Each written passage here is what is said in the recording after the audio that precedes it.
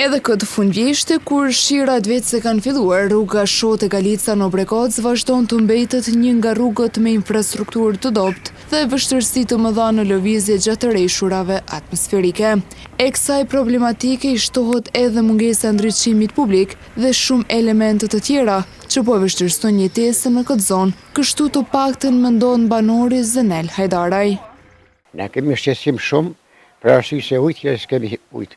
Shtipi ka pak, kemi qitë pension para 1 javë, por kur gjë halas nuk kanë vepru, që të rrugë kemi shumë vështirë.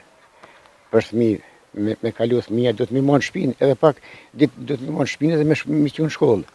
Tani për drita jemi shumë ngushtë, që të gjone kemi shumë, që sa vite, që sa jemi në kohë të vështirë shumë.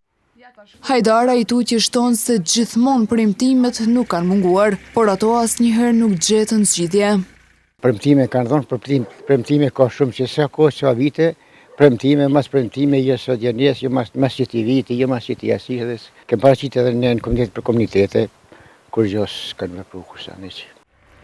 Jo vetëm banori Zenel Hajdaraj, por edhe të tjerë prapa kamerës kërkuan ndërhyrje urgjente nga institucionet në sanimin e këtyre problematikave.